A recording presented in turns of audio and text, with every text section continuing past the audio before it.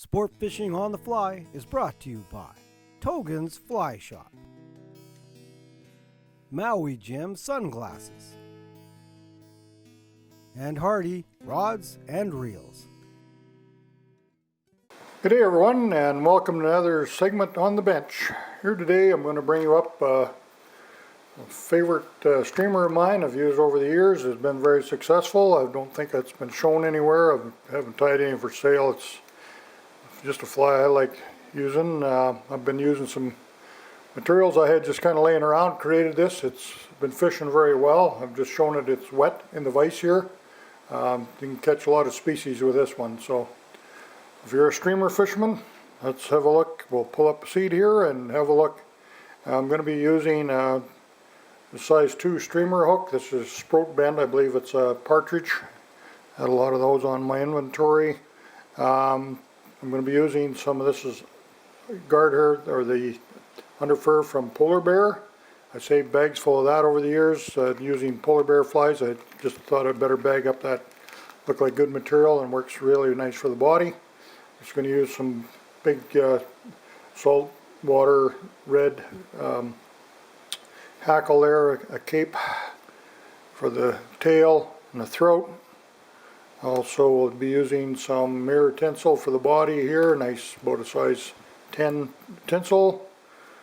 And for the eyes, just going to be using some red dome eyes. And we'll be using some UV resin and some this is 3/0 flat thread, nice wide heavy thread. And over the top I'm going to be using some black barred rabbit strips. And I said it's a good one. So I'm sure any of you always, and I don't wait, I want this fly pretty light. I don't want it to be heavy. I like to have my sink tips get down where I want to be. And okay, just dress the shank with that. I'll grab some of our Hackle here.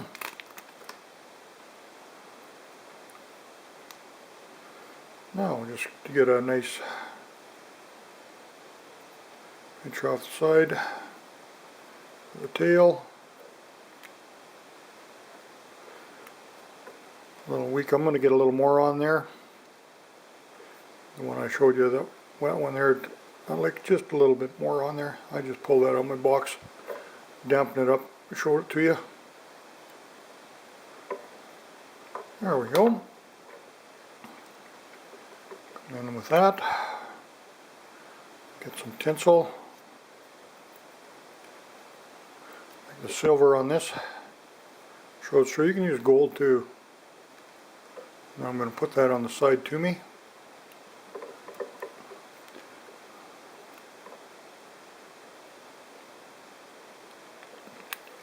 Throw a half hitch in. Now if you don't have a rotary style vise, you'll want to definitely use a dubbing loop on this. Dubbing blocks are good as well. If you can get your hands or make one of those, they're pretty easy. I've just blended up this guard hair, or the Underfur from the Polar Bear. It's very, very spiky. You could probably substitute that with seal fur maybe. Something like that. Maybe you'll find a synthetic that'll kind of resemble that. Angora goat maybe. A little softer, but it'll be close. I just had so much of this. I figured there was going to be a day I'll figure that out, and I did many years ago. So don't discard your materials. I'll just come forward with the silver.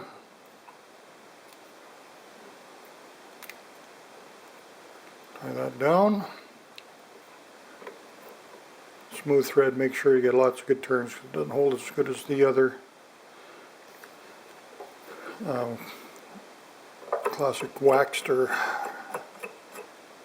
I'm going to brush this out good. I want to get quite a bit of this fibers coming off this body. Do it in a dubbing loop and you're going to have a lot of that buggy nature. But you'll see when it gets wet tones that down. It really makes a nice minnow body. I really can't emphasize how much I like that for minnows. Then we'll just grab another one of these red hackles here. And this is a large fly size too, so pretty simple fly to tie. If you have your feathers coming out on you like that, just take a clip along the side and tie that in. That'll hold them.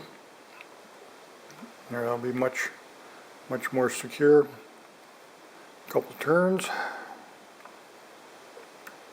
Get that off, and then when I fold it back, just kind of pull it under itself a little bit. Tie it down.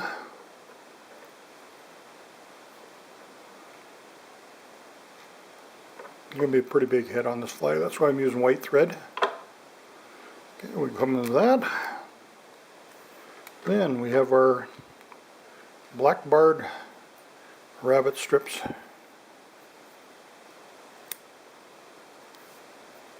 And we want to get that done right at the top here. Some good turns on that. I'm going to cut this rabbit right at the end of the red tail. Cut it in a V on the hide there. And that's it. I'll make sure I get some good pulls here. When you're doing these thread wraps at the front, you're going to want to kind of build front to back, and then you'll get a big, large head there, and it's pretty good. We'll finish that off. Then I just, nothing too pretty at this point, but that dog will hunt. That'll be a good fly. Okay, I'll get my little red eyeballs. Put them right on the side of my thread.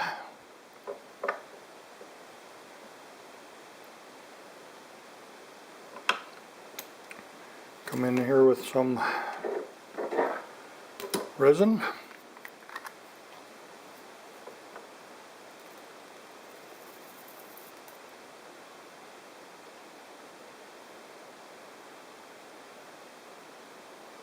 Some on the top, a little on the bottom, just kind of fill that in.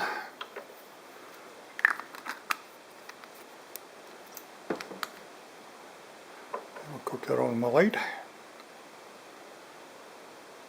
I'm not too worried to see that red hackle kind of going around the side, a little around the throat. That's good. That'll look really good. It looks like it's bleeding a little bit.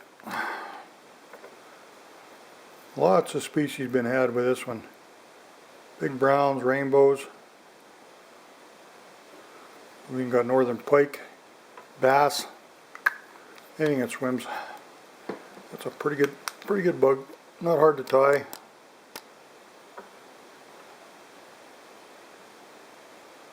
And you just cook that resin on there. So get a couple coats if you need to. And there you go. I just basically a polar bunny as well, I'd call it, I guess. I've never really named it. I just tied this and been fishing it for a while. It's been working good and kind of an ugly little rascal, so I didn't think anybody's even interested in buying it, so I didn't put any in the shop or whatever. But I have been liking white flies for years. I mean, for minnows, it's definitely one they'll chase. A lot of these flies get super heavy. This one's pretty light, so I can fish it quite slow. It's really nice that way for any predators like a pike, for example, or something like that, that is just laying waiting for something to come by. They're kind of lazy, they won't chase, but this one here, they'll come out and eat it. It's nice and small. You can swing this one in the current too, or throw it at the banks. So we'd like to thank you again for watching, and we'll catch you again real soon.